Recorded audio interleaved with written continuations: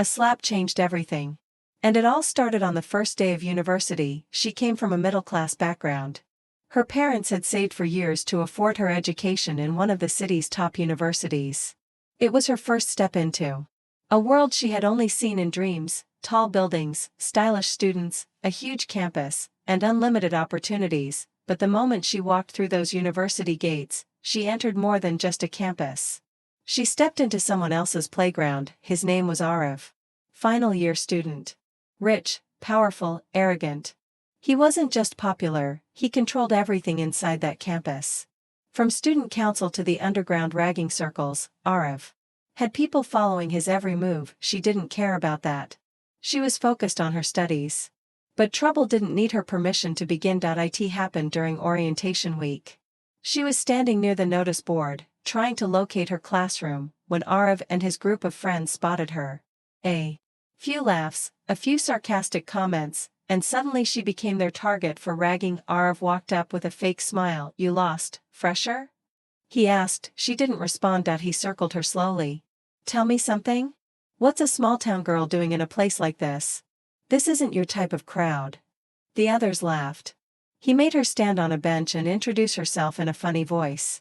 Then, he asked her to say something insulting about herself while they recorded her on their phones. She stayed quiet at first, trying to avoid confrontation. But when Arav pushed it too far, getting too close, mocking her family, she reacted. She slapped him. Right there, in front of everyone. The laughter stopped. Silence took over the area. Even his friends were stunned. He didn't say a word. Just looked at her with a blank face and then walked away. But that silence wasn't peace. It was a signal. From that moment, Arav decided she would pay for it, not with another slap. Not with direct humiliation, but with something worse. He would break her from the inside. She didn't know it then, but that slap triggered a game she wasn't ready to play. Arav wasn't going to stop until he got what he wanted, and what he wanted was revenge. The same guy she slapped in front of a crowd started acting like nothing ever happened. Just a week later, Arav changed his approach. No more mocking. No more comments. Instead, he began greeting her politely. He even held the door open for her. Once in the library, she was confused, but cautious. Soon, his group also backed off. No jokes, no bullying, no staring. The campus felt calmer for her. Some classmates even said Arav was known for forgetting things quickly. That maybe he had moved on, but he hadn't. Arav was just changing his strategy. He started showing up wherever she was. In the cafeteria. In the reading hall. Near her classes. Every time, casually pretending it was a coincidence.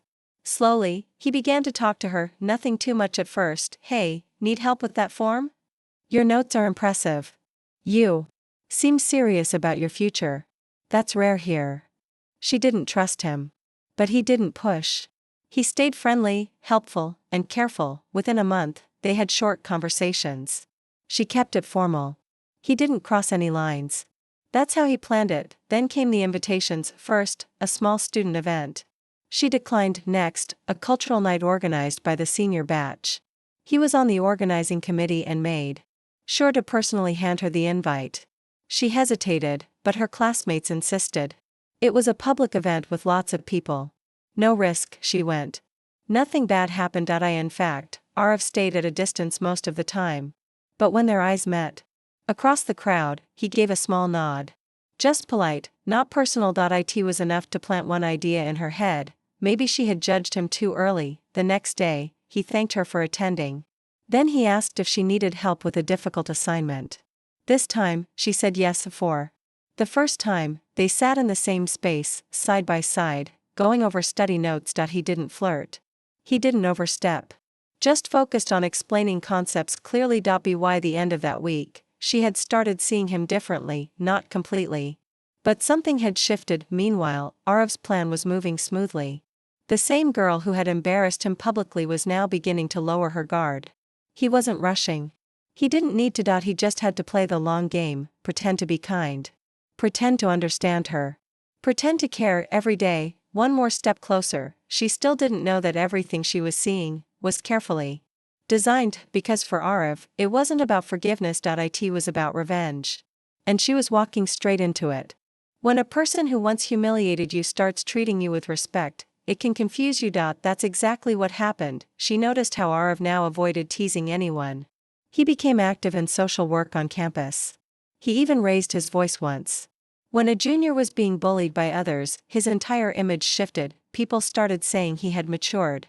That maybe her slap had taught him something, and she slowly started believing it too. They began meeting more often, mostly for study help or university tasks. Arav never rushed anything. He kept his tone respectful, his words limited, and his actions subtle. He started sharing things about himself, that his father barely stayed home, that he didn't have many real friends, that despite all the attention he got, he often felt alone. It was hard to imagine a guy like him saying those things. But she listened. He wasn't just acting nice anymore. He was showing her a different side of himself.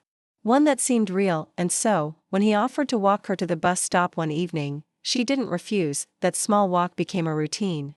Then came the phone calls. First about assignments, then general talks. Arav never crossed the line. He didn't flirt. He didn't say anything romantic. But he made her feel like she mattered. Like someone was finally seeing her. Then, one evening after an interdepartment event, he waited until everyone left, and said it, "I like talking to you. You make things feel simple." She didn't respond, but she didn't reject it either. He kept it light, like it didn't matter. But that sentence stayed with her. A few days later, he brought coffee for her during a study break. Left it on her desk with a note, "You'll ace this exam." "I know it." She smiled. That smile was the first sign. He had finally gotten her to soften. Not long after, Arav asked if she wanted to join him for a seminar outside campus. He had registered for 2 passes and said it would help with a subject they both shared. She agreed. The event was simple, educational, professional, but on the way back, he stopped at a small restaurant. They had tea, talked about the seminar, and shared a few laughs. At one point, she told him she was surprised by how different he was now. He just nodded. "People grow," he said, and that line worked. She began trusting him. Enough to call him a friend. Enough to look for him during breaks. Enough to forget who he had once been. What she didn't know was, he hadn't forgotten anything. Every word, every move, every conversation, it was all calculated. Arav didn't want a friendship. He wanted her heart. So he could break it. That was always the plan. Once a girl starts trusting a boy, falling for him becomes easier. That's exactly how it happened. After weeks of slow conversations, subtle gestures, and well-timed compliments, she started looking forward to Arav's presence. His messages. His attention. His voice. He didn't say, "I love you." Not yet. But he didn't need to. He created moments, quiet walks, library meetups, late-night calls to discuss exams, and casual jokes that made her laugh. It felt natural. Slow. Like something real. Then came the turning point. One evening, after a long study session, she thanked him for his help. He looked at her for a few seconds and said, "It's not just the studies. I just like being around you." It wasn't a grand confession. But it was enough. She didn't respond immediately. But from that day, something shifted. She started thinking about him outside the classroom. She smiled when his name popped up on her phone. She even started dressing differently when she knew he'd be around. Meanwhile, Arav kept playing his role perfectly. Supportive. Calm. Patient. He knew exactly how far to go. When to speak. When to wait. After a week, she finally confessed. It wasn't planned. It just came out during a casual walk on campus. "I think I like you," she said, quietly. Arav didn't act surprised. He smiled slightly and replied, "I was hoping you did." They didn't call it a relationship, but it became one. From that day, they were seen together more often. In the cafeteria. On study benches. Leaving campus together. Most students assumed they were a couple, and she believed it too. She started telling her close friends about him. Started imagining a future. Started defending him when anyone brought up the past. One of her friends even warned her, "Be careful. He's not as simple as he seems." But she ignored it. Arav had changed, or so she thought. He started opening up more, talked about his struggles, shared old photos, said he felt peaceful around her. And every time he did that, she trusted him more. What she didn't see was the other side. The conversations he had behind her back. The screenshots he saved. The plans he kept updating. Arav was in control of everything. She thought she was in love. He knew she was in a trap, and now, he was ready for the second phase of his plan. He made her feel like the most important person in his life. But it was never about love. It was about timing. After making sure she trusted him completely, Arav started the next stage, making her dependent on him emotionally. He began doing things that made her feel special. He bought her books she mentioned once. Remembered little details from their conversations. Shared playlists. Waited for her after class. Even introduced her to a few of his friends, pretending they had accepted her too. For her, this was confirmation. Arav was serious about her. He even made a promise once: when you graduate, I'll be there, cheering the loudest. That line stayed with her. Slowly, her focus shifted. Studies were still there, but her thoughts circled around Arav. Where he was, what he was doing, when he'd message next. Her friends noticed the change. Some distanced themselves. Others tried warning her again, but she didn't listen. To her, this was the beginning of something real. To Arav, this was the setup. Then he started testing her loyalty. He'd suddenly ignore her texts. Or disappear for a few hours without explanation. When she asked, he'd say he was busy or needed space. She panicked every time. Apologized for asking. Blamed herself. He never got angry. He just acted cold, then warm again. This cycle kept her confused. Unbalanced, exactly what he wanted. One day, he asked her, would you still trust me if someone told you I was playing with you? She laughed nervously and said, why would I believe anyone else over you? He just nodded. Good. Later that week, he invited her to a private dinner. Expensive place. Dim lighting. Calm music. At the end of the meal, he finally said it. I love you. She was speechless for a second, then said it back. That moment sealed it. She was fully in, but what she didn't know, that same night, Arav forwarded screenshots of her messages to his group chat with the caption, one step closer. She had no idea. In her mind, they were finally official. In his mind, the real game was about to begin, because once he had her heart, it was time to break it. From the outside, they looked perfect. They walked together, studied together, even laughed like real couples do. Other students started referring to them as the ideal pair. She believed it. Arav made sure of that. He held her hand in public. Tagged her in posts. Took selfies with her and posted captions like, my peace in chaos. It looked genuine, but it wasn't. Behind the scenes, Arav was documenting everything: photos, voice notes, chat history. He was careful to never show real emotion. Only controlled. He had built an image of himself in her mind: supportive, understanding, loyal. And she clung to it. Meanwhile, he started changing the tone of the relationship. He became slightly distant. Less responsive. Said he was busy. Replied with short messages. When she asked if something was wrong, he gave one-word answers: work. Tired. Nothing.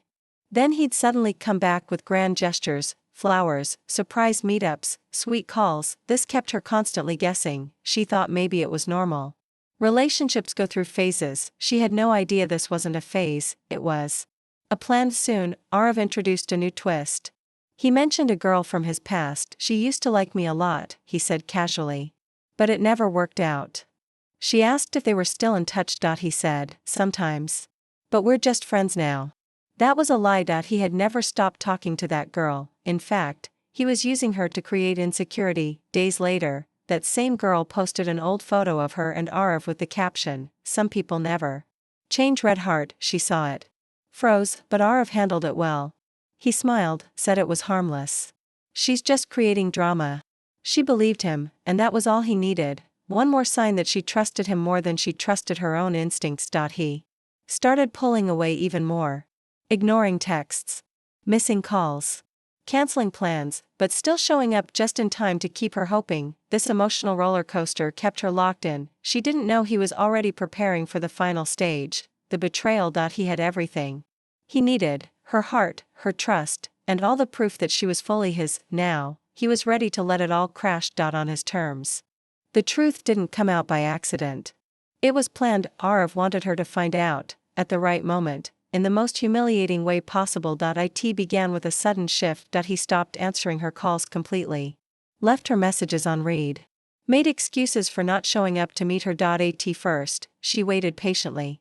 Then she started worrying. When she confronted him in person after class, he acted cold. I'm just overwhelmed, he said. You wouldn't understand. That same evening, she saw him at a cafe, with the same girl who had posted the old photo earlier. They were laughing. She didn't create a scene. Just stood at a distance and watched. Hoping it was nothing. Hoping he'd explain, but the explanation never came. The next day, she received an anonymous message. It was a screenshot. Arev's group chat, her name, her photos, her messages. And Arev's words, "She actually thinks I love her." Pathetic. More screenshots followed. All of them proving the same thing: it was never real. He had made a bet with his friends after the slap. The goal was simple: make her fall in love, then leave her broken. Every step had been calculated. Every word, every gesture, fake. She had been a project. A joke. A story to be shared for laughs. Her hands shook as she read the messages. Still hoping it was edited, that it was fake, she confronted Arev again. He didn't deny it. In fact, he said, "You really thought someone like me would actually fall for someone like you?" She didn't speak. Just stared. He added, "Don't take it personally. You're not the first." That sentence ended everything, not just the relationship, but her belief in herself, her trust in people, and her ability to recover. The silence that followed was loud. She didn't cry. Didn't scream. She just left, and nobody followed. After the confrontation, she stopped showing up to class. No messages. No status updates. No responses to calls. It was like she had erased herself from everyone's view. Her roommate said she packed her things and left quietly that night. Some assumed she transferred. Others thought she just needed a break. No one knew the full story. The university buzzed with gossip for a few days. Arev moved on quickly. He shifted his focus back to parties, events, and his usual social circle. He didn't mention her again. A few students brought up her name around him. He shrugged. She was too sensitive. The screenshots had already been deleted from the group chat. No one spoke openly. Everyone wanted to avoid involvement, but her absence was noticeable. Weeks passed, then one morning, a news article began to circulate among the students. A girl had been found in her hometown, unresponsive, after consuming sleeping pills. She was taken to the hospital but didn't make it. No name was mentioned in the first report. But those who knew, recognized the details. It was her. Confirmation came 2 days later through a university notice. A moment of silence was held in her memory. Some cried. Most stayed silent. A few staff members were shocked. Her professors remembered her as quiet, focused, and promising. Nobody knew how deep the damage had gone. Nobody saw the signs clearly, because she never showed any of the university did nothing beyond the tribute. No inquiry. No actions taken. Arev didn't speak about it publicly. Privately, his close group knew he had pushed it too far. But no one said it out loud. They all agreed to move on. The screenshots were buried. The past was forgotten, but one person was gone, permanently, and her story ended exactly how Arev wanted it to. A week after the news of her death, the whispers around campus hadn't stopped. People who once stayed quiet now started talking, not out of guilt, but out of curiosity. Some asked, did anyone know what she was going through? Others said, she didn't look like someone who would do this. The truth was simple: no one really knew her. They only saw what Arev let them see. Her roommates later admitted they noticed she had changed in the last few weeks, eating less, speaking less, spending more time alone. But no one thought it would go this far. The university issued a formal condolence statement. A few counselors were assigned to listen to students who might be struggling, but it was all for appearances. The system moved on until someone anonymously posted the screenshots again. This time, they were everywhere, in emails, on social media, pinned to notice boards. The chats. The bet. The cruel jokes. The photos. This time, people couldn't look away. The screenshots were dated, time-stamped, and detailed. Arev's name was clear in all of them. The university couldn't ignore it anymore. An internal investigation began. But most people already knew what had happened. Faculty members were shocked, parents of students started demanding answers, and Arev, for the first time, didn't know what to do. He tried denying it. Claimed the chats were fake. That someone was trying to ruin him, but the evidence was too detailed to dismiss. His closest friends stayed silent.